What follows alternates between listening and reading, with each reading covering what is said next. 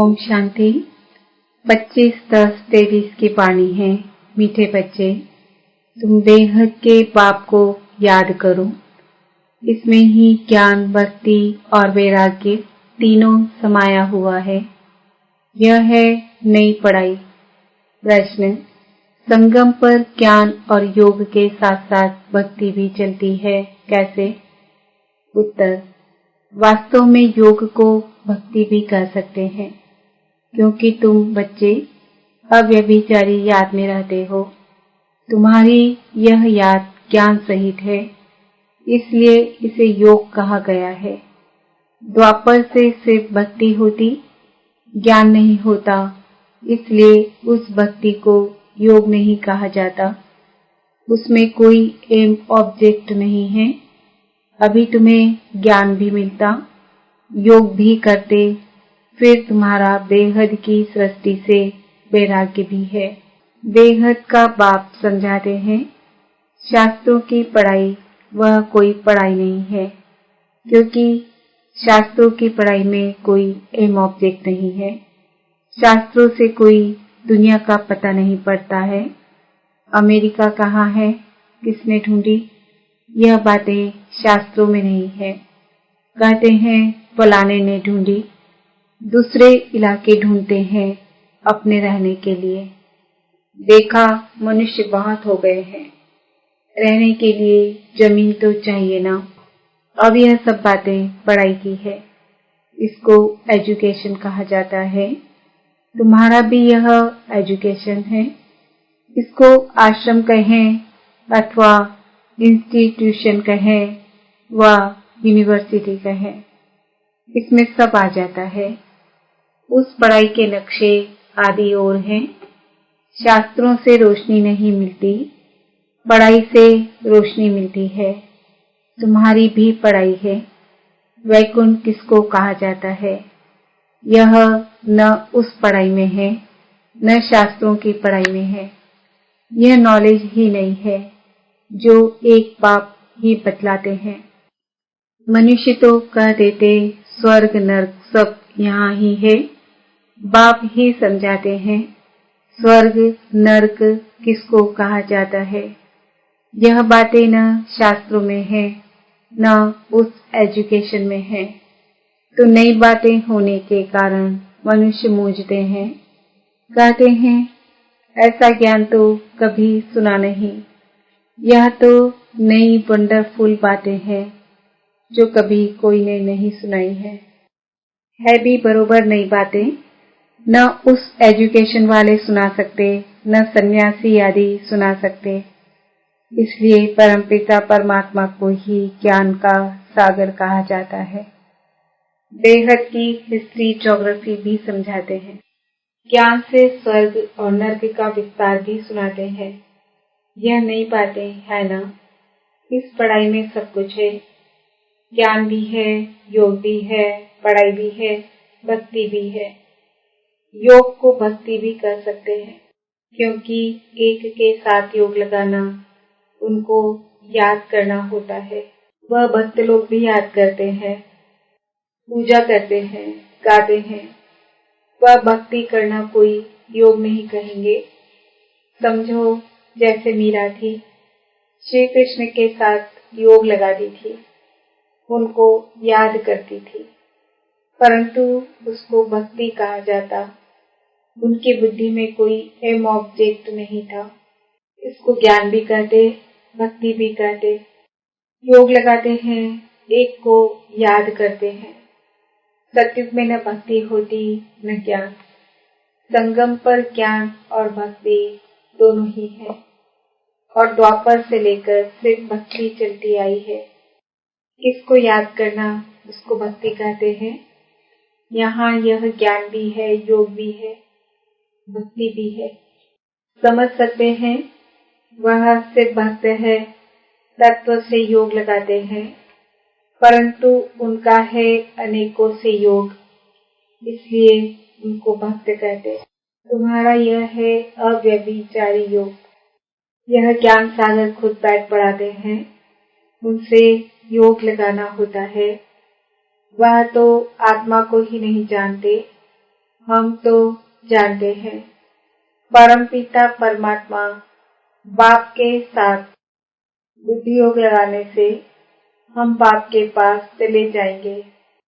वह हनुमान को याद करते हैं तो उनका साक्षात्कार हो जाता, उनको व्यभिचारी कहा जाता।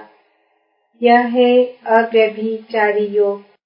सिर्फ एक बाप को याद करना है तो इसमें ज्ञान भक्ति वैराग्य सब इकट्ठे हैं और वह उन्हों का सब अलग अलग है।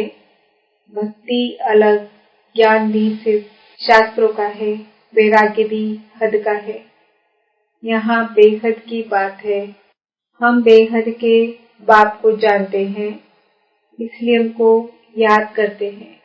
वह भल शिव को याद करते, परंतु विकर्म विनाश नहीं होंगे क्योंकि वह ऑक्यूपेशन को नहीं जानते। विकर्म विनाश होने के यहाँ बेहद की बात है। हम बेहद के बाप को जानते हैं, इसलिए उनको याद करते हैं। वह भल शिव को याद करते, परंतु विकर्म विनाश नहीं होंगे क्योंकि वह ऑक्यूपेशन को नहीं जानते। विकर्म विनाश होने का ज्ञान ही नहीं।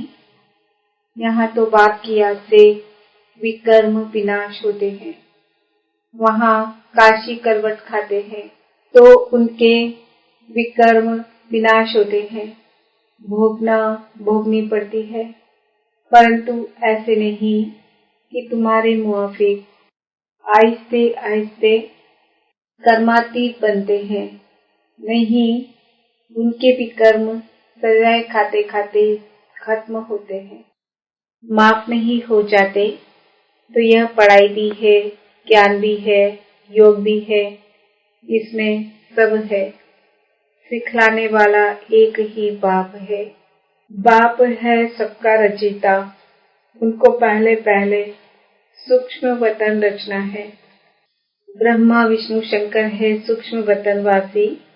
नई सृष्टि रचते हैं तो जरूर प्रजापिता ब्रह्मा चाहिए।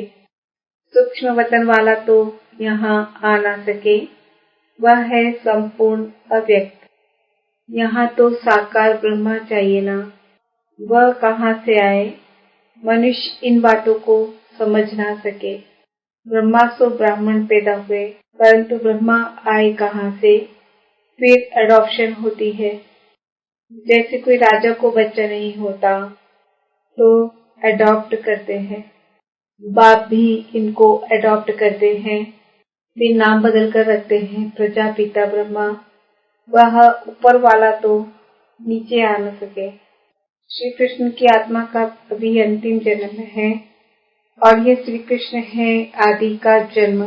84 जन्म राधे कृष्ण के, उनकी वंशावली का भी ऐसे ही हुआ। तुम अब ब्राह्मण कुल के हो, फिर देवता कुल के बनेंगे तो ब्रह्मा कुमार कुमारियों का भी दिन और रात हुआ ना।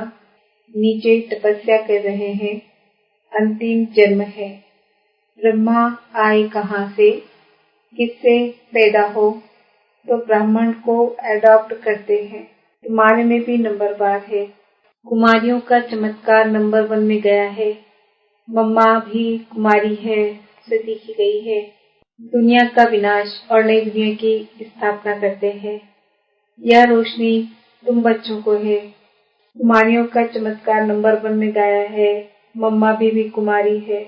मदर तो नहीं बैठ कोई से बात करेगी। यह माँ तो हो गई गुप्त, वह मम्मा है प्रत्यक्ष। बहुत अच्छी अच्छी बच्चियां भी है जिनका पुरुषार्थ अच्छा चलता है। गौरव संप्रदाय में भी किन्हों के मुख्य नाम है ना, जो महारथी है। सबसे बड़ा शिवलिंग, ऊंचते ऊंच भगवान, उनको ऊंचा ठाव। वास्तव में ठाव तो हम आत्मा का भी जैन है। मनुष्य तो सिर्फ महिमा करते रहते, जानते कुछ भी नहीं। हम आत्माएं भी वहाँ की रहने वाली है, परंतु हमको जन्म मरण में आकर पाठ बजाना है। वह जन्म मरण में नहीं आते। पाठ उनका भी है, परंतु कैसे हैं यह भी तुम जानते हो। अभी तुम बच्चे समझते हो यह शिव बाबा का रथ है।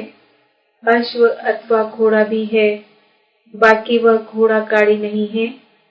यह ड्रामा में नून है। आधा कल्प हम भी भूल में भटकते भटकते एकदम भटक जाते हैं। अभी रोशनी मिली है तो बहुत खबरदार हो पड़े। अभी तो कहते हैं ग्रस्त व्यवहार में रहना है।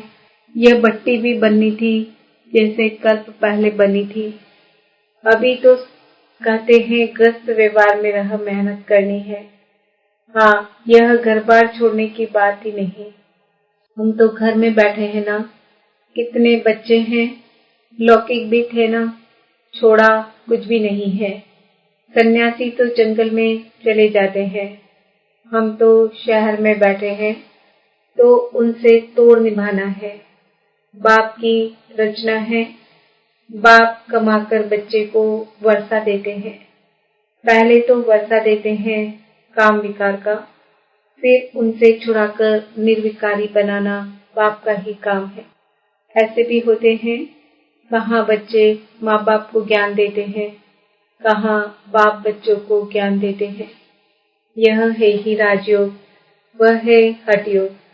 आत्मा को नॉलेज मिलती है परमात्मा से। मैं राजाओं का राजा था, अब रंक बना हूँ। रंक से राव गाया हुआ है।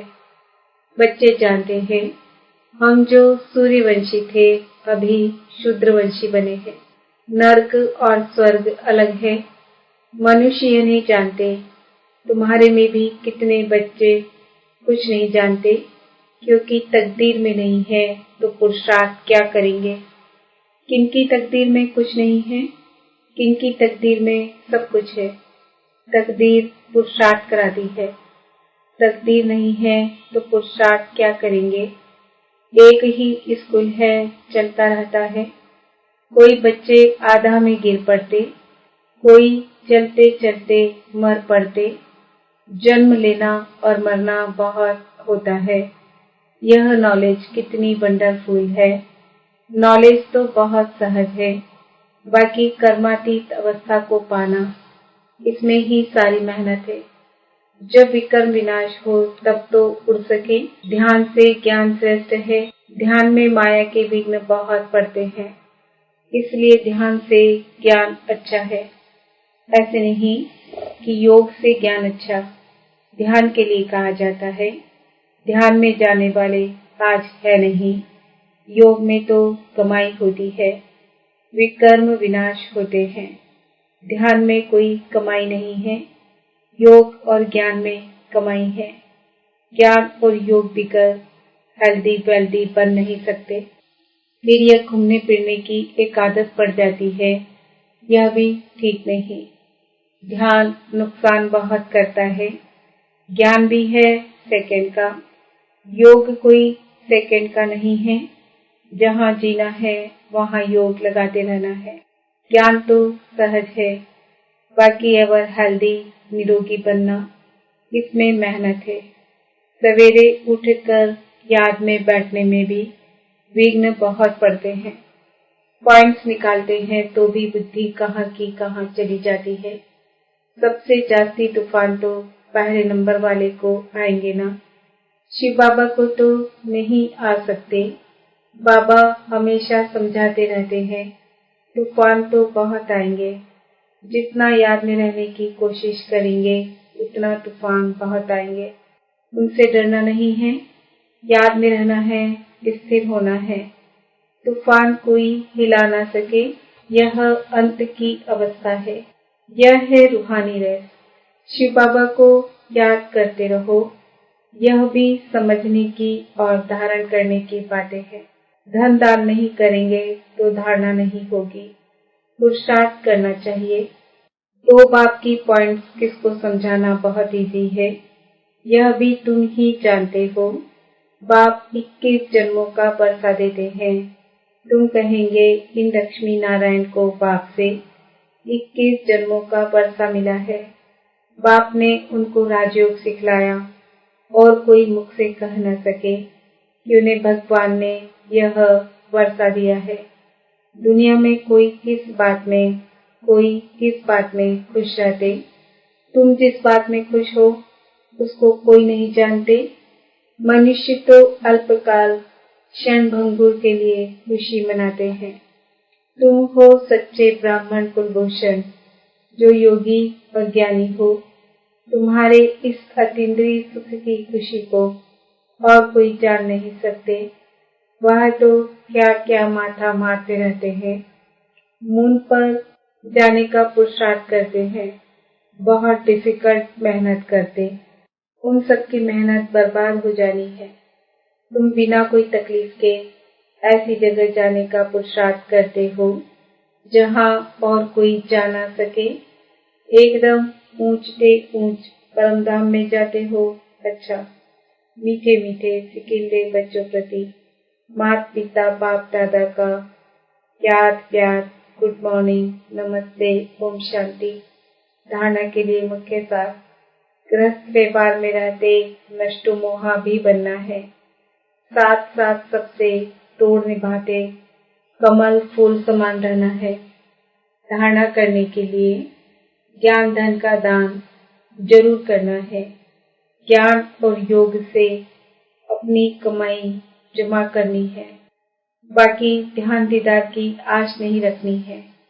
वरदान, संतुष्टता के सर्टिफिकेट द्वारा भविष्य राज्य भाग्य का तख्त प्राप्त करने वाले संतुष्ट मूर्ति भव।